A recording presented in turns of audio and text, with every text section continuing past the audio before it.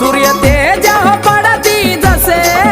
सोनेरी धरतीवरती दिव्य हो तुमची काया धन्य ती तुमची मूर्ती सूर्य तेजा पडती जसे सोनेरी धरतीवरती दिव्य हो तुमची काया धन्य ती तुमची मूर्ती सांगू कशी ही महती जशी विठ्ठलासाठी त्या पुंडलिकाची सांगू कशी ही महती जशी विठ्ठलासाठी त्या पुंडलिकाची